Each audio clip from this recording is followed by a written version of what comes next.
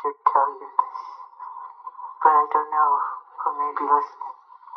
There may be a group of people that want to get rid of me. They don't want me here anymore. Tommy Mottola is a devil. I'm not supposed to say what I'm going to say right now, but I have to let you in on a secret. I picked the nastiest son of a I can find. Once I make that phone call, this guy is just going to destroy everybody in sight. Fact of the matter is, we watched this get right in front of our own face. And the knew it was finna happen. He told us, and we didn't know. Named his last tour, This Is It. For years, the media didn't just report on Michael Jackson, they twisted his entire legacy. The man who revolutionized music, dance, and global pop culture got turned into a punchline by the same industry that once worshipped him. Tabloids branded him weird, unstable, even dangerous, while late-night shows mocked his every move like his pain was entertainment. But now Katt Williams is pulling back the curtain on the real story. And it's darker than anyone dared to imagine. The truth behind Michael Jackson's downfall wasn't about bizarre behavior or random scandals. It was a coordinated takedown, orchestrated right inside the same system that built him up. Powerful people wanted him gone, and the world just watched as they erased the king of pop before our eyes. Long before the world gasped at Michael's tragic death, there were warnings, chilling ones, that most ignored. The media, man, it is one hell of an entity. It really can have you thinking that the bad people are good and the good people are. Imagine a man who could make a stadium fall silent with one whisper standing in front of cameras, trembling but determined, calling out Tommy Mottola, one of the industry's biggest power players, and flat out labeling him the devil. That wasn't a rant. That was a declaration of war. Michael wasn't just venting, he was sending out a prophecy. He knew the walls were closing in. When he talked about secrets, he didn't mean backstage gossip or label drama. He meant the kind of secrets that could end careers or end lives. Every word he spoke painted a target on his back, and the machine that once called him its golden child turned him into a threat that had to be silenced. Tommy Mottola is a devil. I'm not supposed to say what I'm going to say right now, but I have to let you in on a secret. Why would the greatest entertainer alive sound like a man predicting his own downfall? Why would someone who had it all, the fame, the fortune, the legend, throw himself into danger just to speak a truth the industry wanted buried forever? What's wrong, Michael? I don't know if I should tell you this, but I don't know who may be listening. There may be a group of people that want to get rid of me. They don't want me here anymore. I don't understand it. What do you mean? I can't talk about it over the phone. I don't know what's going to happen. The answer is bone-chilling. Michael Jackson knew too much and owned too much. By the time Sony realized they couldn't control him, it was already too late. Michael was planning to walk away from the machine with his empire and his legacy intact. That's what made him dangerous. This wasn't about contracts or chart positions. This was a power struggle with blood on its hands. The industry drew a line in red ink, a warning to every other artist thinking of rebelling. Step out of line and you'll vanish too. Michael wasn't just another superstar.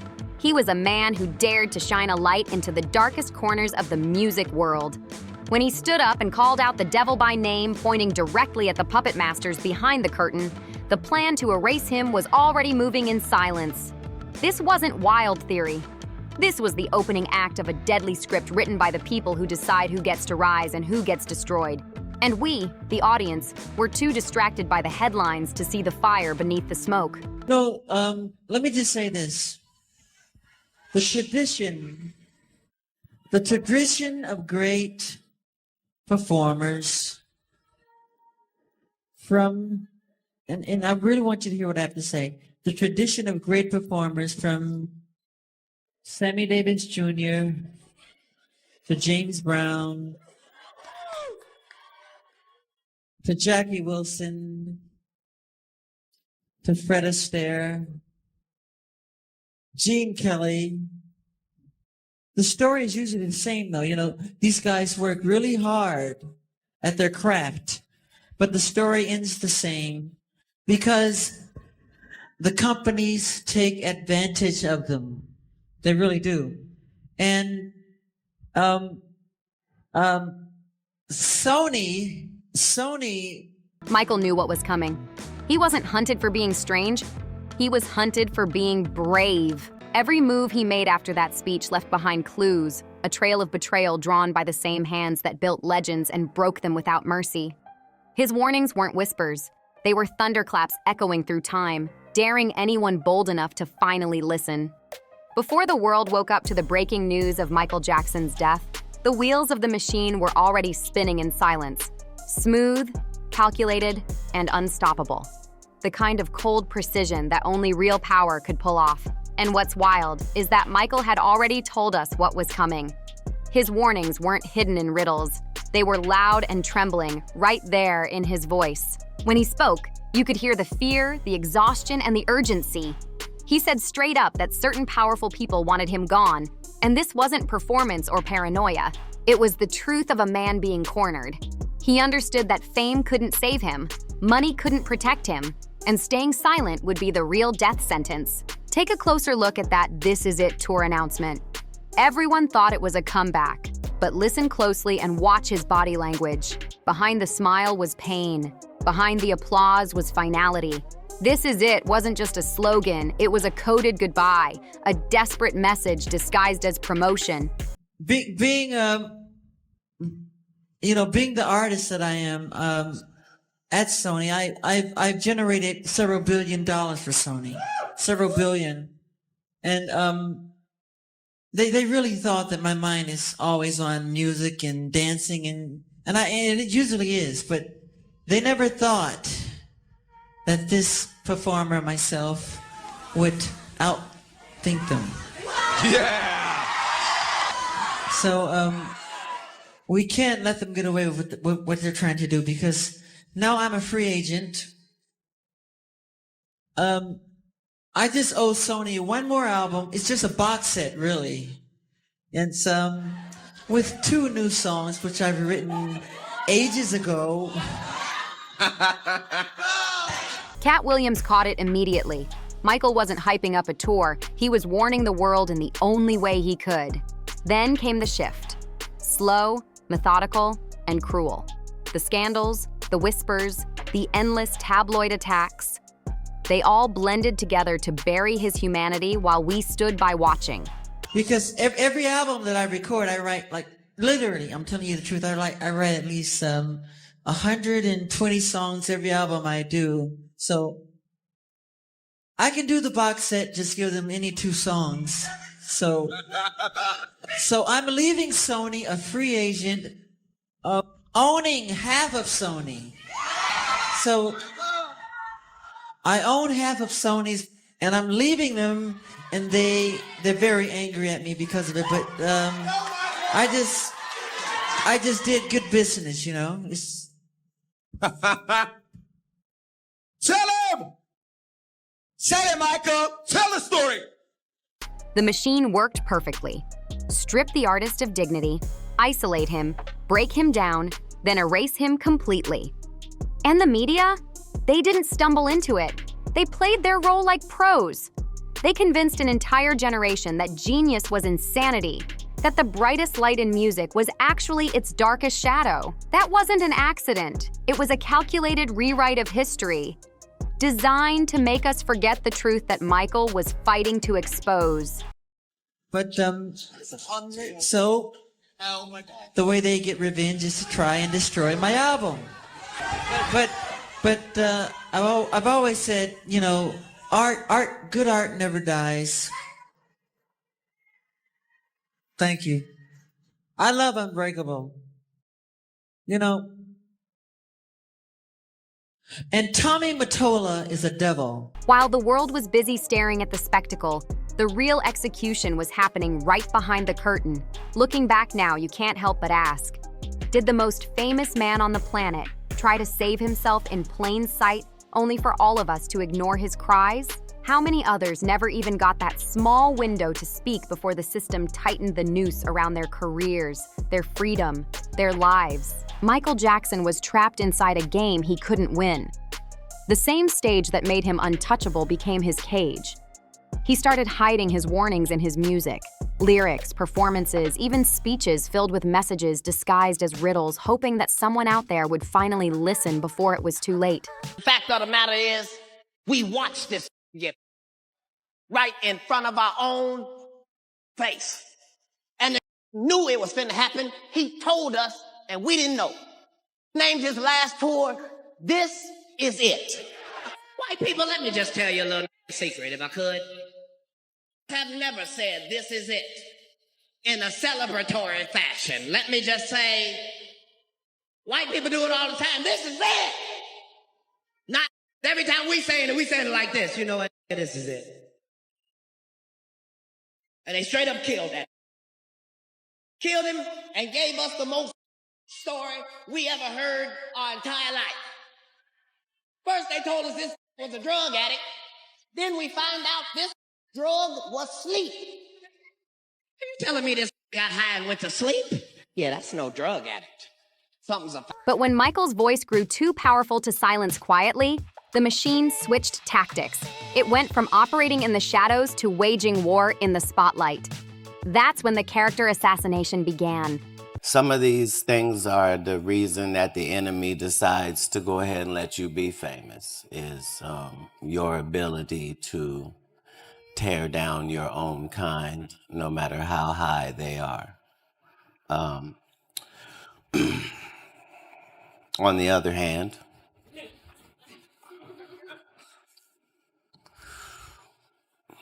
my job is to be funny first and to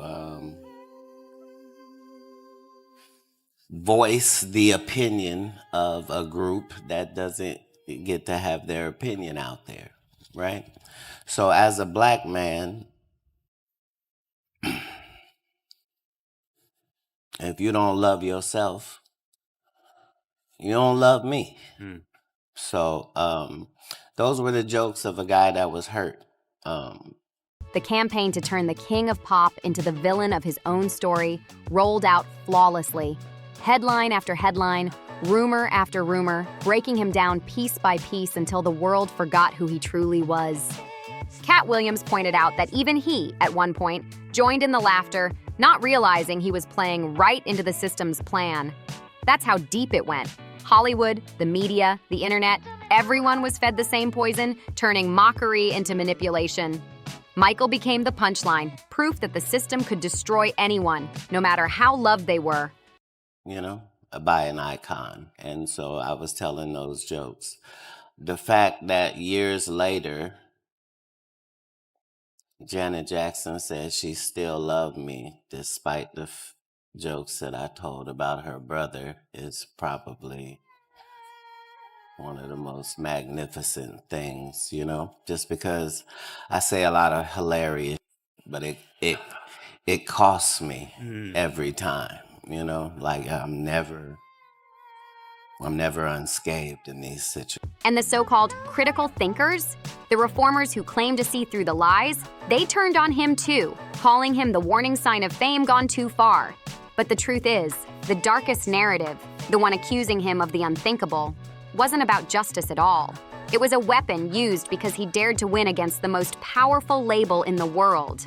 The industry doesn't celebrate rebellion. It erases it. Now let's peel back the curtain on where those allegations really came from, because the truth is way messier and way darker than the media ever told us. The public only saw fragments, but if you look closer, it's obvious those accusations didn't appear out of nowhere. They were engineered, dropped right when Michael Jackson was finally breaking free from corporate control. The timing wasn't random. It was strategic, designed to destroy him at the exact moment he became unstoppable. Here's the part that still shocks people to this day. The very first accuser's own father didn't just pressure his son to lie. You can imagine now my understanding of the facts surrounding the MJ case, that he went to war with Sony, one of these major companies, and he was winning that war. And then suddenly the world was told that Michael Jackson is or somebody is an anti-Semite. Michael Jackson, I think, was called all of those things. Wacko Jacko. They gave him a name. How do you feel when they call you Wacko Jacko? It's not nice. I'm not a wacko. The exact same tactics that they tried to use on me. Someone pressed a button and there was a full court press effort to cancel Candace Owens by trying to convince the people that she just went crazy and anti-Semitic. Thank goodness I'm not from Hollywood. They would have institutionalized me and said that it was for my good. There are a ton of people in Hollywood who, when they have tried to speak out about things that are happening to them, have received this same treatment. I believe this is what happened to Britney Spears. In 1993, the very first allegation came against him, made from a screenwriter in the industry. He was both a screenwriter and a dentist, named Dr. Evan Chandler. It was based in Los Angeles, and his accusation was that Jackson had his 13-year-old son, Jordan. Horrific. Now, how this came about was that Jordan told his psychiatrist that Jackson had him, and then the LAPD began a criminal investigation. But the investigation actually found no physical evidence against Jackson, and it was closed. The case was closed less than 1 year later. Now, that should have stopped the media from reporting on it. Michael Jackson wasn't guilty, but we know the media has never let facts get in the way of them having a good time. They broke the allegations worldwide, which led Michael Jackson to cancel. He allegedly drugged him with sodium amytal, a powerful sedative, to force out a fake confession. That so-called confession was then used as leverage in a private demand for millions of dollars from Michael. When the shakedown didn't work, they went public, turning the lie into a global scandal. And when Evan Chandler, the man behind the entire setup, was finally cornered, he admitted it himself, in his own words, on record. But it didn't stop there. After the first extortion attempt failed and Michael cleared his name at an astronomical personal cost, the cycle kept repeating. Every time he tried to rebuild, new accusations magically appeared like someone was hitting the reset button on his pain. Then came Evan Chandler's suspicious death, which didn't close the chapter. It just triggered another wave of smears, fresh lies, and tabloid hysteria. This was how the machine operated. Build the guilt, forge the proof, leak the headlines, and keep the money flowing. If extortion failed, they'd settle for destruction. The second leg of his Dangerous World Tour in August of that same year, he cited health issues, health problems that were stemming from the stress of the entire scandal. And do you want to know what actually added to the stress? This is actually horrific. His sister, LaToya Jackson, came right out and she said, yup, Michael Jackson is a... But then something weird happened. She didn't provide any evidence. She didn't even attach that statement to a story. And when people prodded her about that, why did you say your brother is a... She admitted that it was her husband who had forced her to make that... The world didn't see it, because by the time Michael begged for understanding, the gears were already turning to erase not just his image, but his entire place in history. The mission wasn't to accuse him, it was to eliminate him completely. All of this, every headline, every setup, every whisper, was carried out with chilling precision, while the world just watched, laughed, and moved on. His father, Dr. Evan Chandler, did in fact drug his child into making the allegation about Michael Jackson. I'm going to read you directly from an article about what Dr. Evan Chandler did. It reads, on August 2nd, 1993, dentist Dr. Evan Chandler was extracting a tooth from his own son, Jordan, when he did something unusual.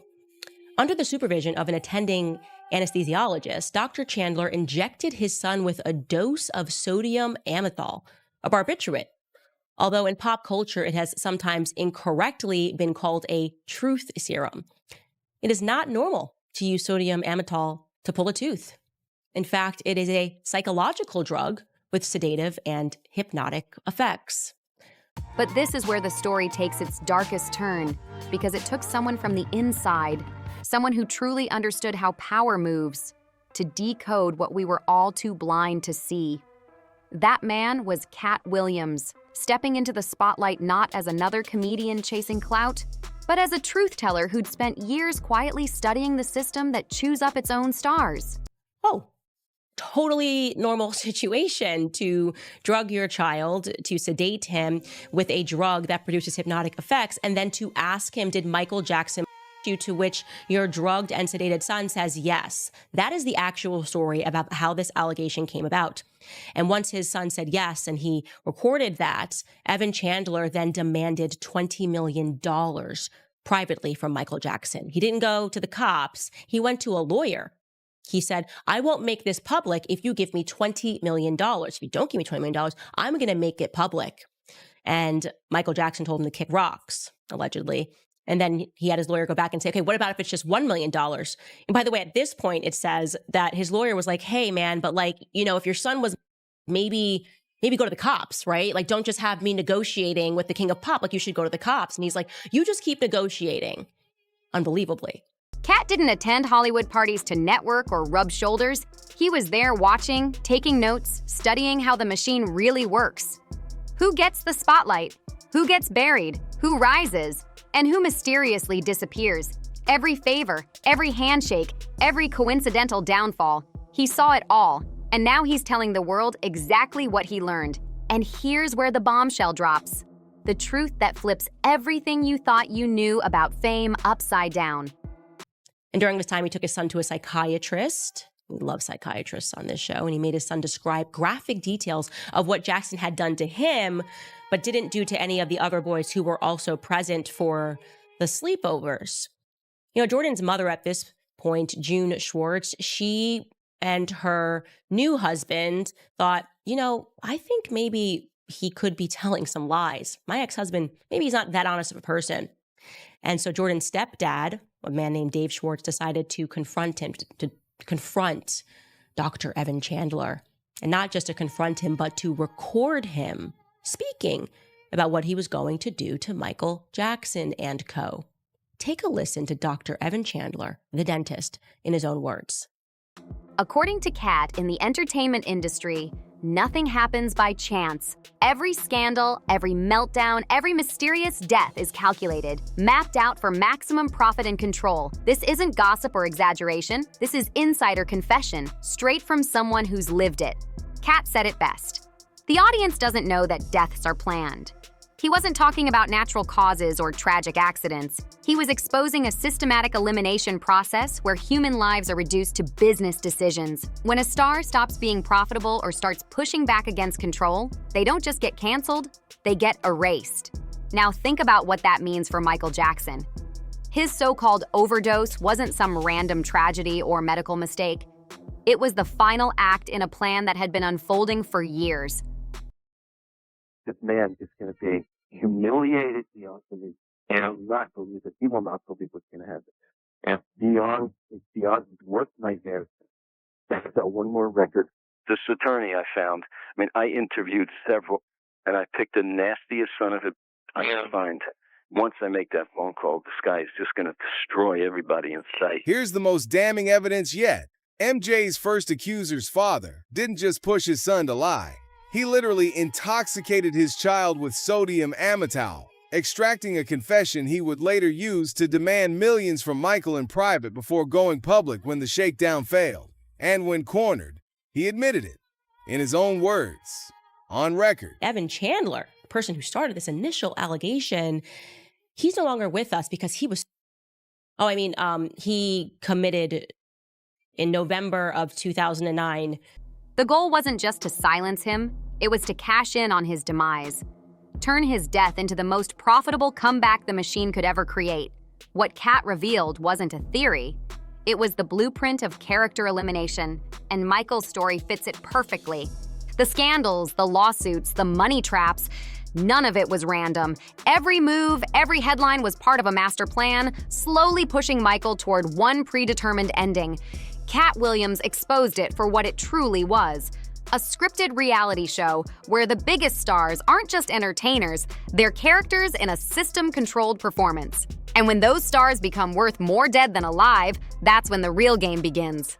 Behind the flashing lights and award shows, Katt says there are rituals and patterns, quiet rites of passage disguised as luxury, fame, or opportunity. But behind that glittering mask, there's something much colder. A machine that sees people as assets, to be used, drained, and discarded once they stop obeying. That's why Michael's desperate warnings went unheard. His fate had already been signed off long before his final breath. Michael Jackson wasn't taken down because of his quirks or controversies.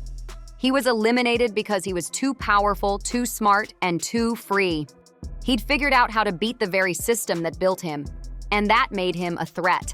Just 5 months after Michael Jackson was overdosed, Evan Chandler shot himself in the head. There were absolutely no witnesses. There was no note, and he was found by his building concierge. That's just a fun little update for you. But back to Michael Jackson, because even though, like I said, though that never went through, they dropped this case in less than a year, the media kind of saw that there was this squeeze on Michael Jackson, but then they let it go. There were no more allegations against Michael Jackson until almost 10 years later, when suddenly there was an explosion of allegations against Michael Jackson. And I want you to remember that year, 2003 is when it began. It began when a boy named Gavin Arvizo accused Michael Jackson of child, saying that he was under 14 at the time of the alleged crime. The machine doesn't reward rebellion, it erases it. And Katt Williams made it clear, what happened to Michael wasn't an exception. It was a pattern. Just another transaction in an industry where death is strategy and legacy is just another product to sell. But before the final curtain fell, Michael tried one last time to reach us. Not as a superstar, but as a man stripped of everything. No dancers, no pyrotechnics, no moonwalks, just a fragile soul begging to be heard.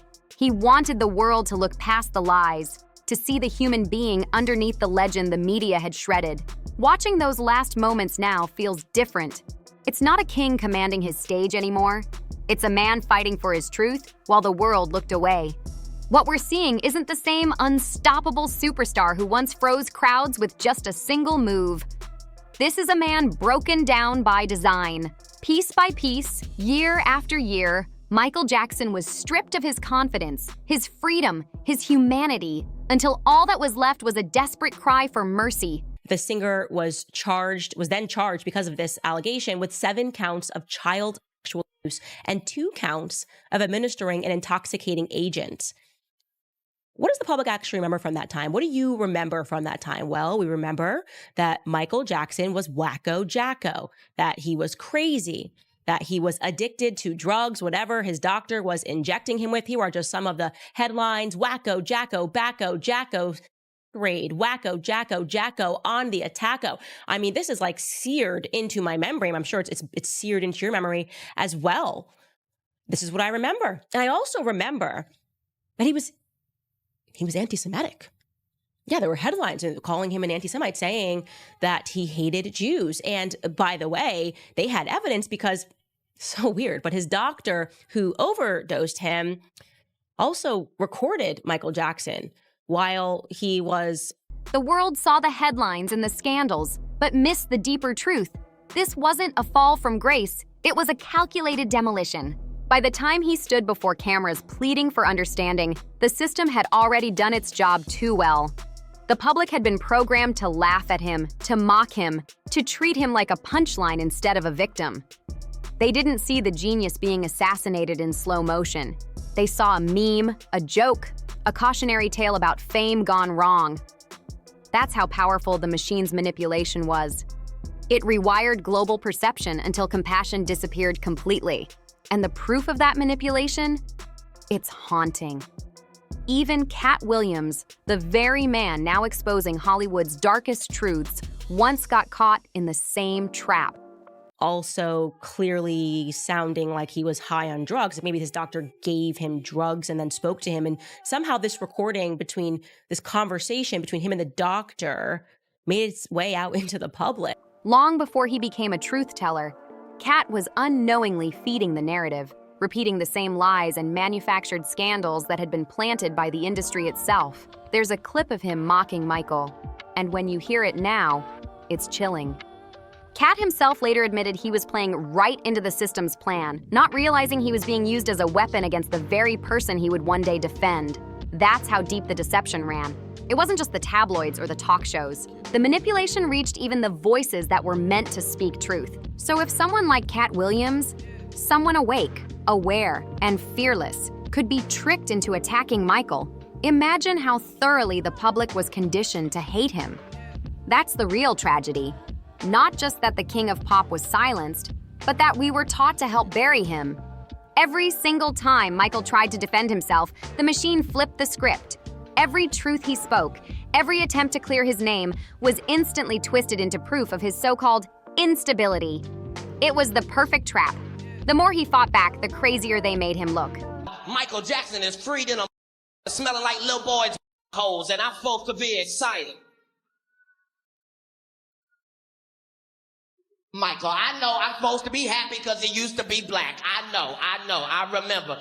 That Michael forgot he was a, he forgot he was a, he forgot he was a, that it was us supporting him. We had that big grease bell pepper nose. That was us. Didn't want to get white. We kept giving them chances with the Villalago. You know that ain't no real goddamn. What you know called Villalago? It be a line as big as a to catch Villalago. You mean I can get my credit rating up to 720 by catching this? Michael. The only way to seem sane was to stay silent, and silence was exactly what the system wanted. This was the final stage of the plan, total dehumanization. Michael Jackson, the man who made billions smile, who broke barriers and redefined music itself, was reduced to a fragile soul begging the world to see his humanity. He wasn't asking for fame or forgiveness, just to be treated like a man, not the monster that headlines had built around him. The greatest entertainer the world had ever known didn't die under the spotlight. He died in a cold, sterile room, surrounded not by fans but by the same industry that had spent decades plotting his destruction. This wasn't a coincidence or a tragedy of fame. It was a playbook executed flawlessly. Isolate the artist, destroy their reputation, drain their spirit, then profit off their body. Katt Williams pieced it all together. The scandals, the timing, the eerie patterns. He said it plain, nothing just happens in this business. Every controversy, every so-called accident, every shocking death follows a script written by those who control the money and the media. Michael's "This is it" wasn't a slogan. It was a warning we ignored. So now the question is, if even someone as beloved as Michael Jackson could be erased by design, what chance does anyone else have? And when we see today's stars suddenly facing breakdowns, health scares, or perfectly timed comebacks, is it growth or another manufactured storyline meant to keep them in check? It's time to start seeing behind the curtain. Drop a comment and let me know what you think.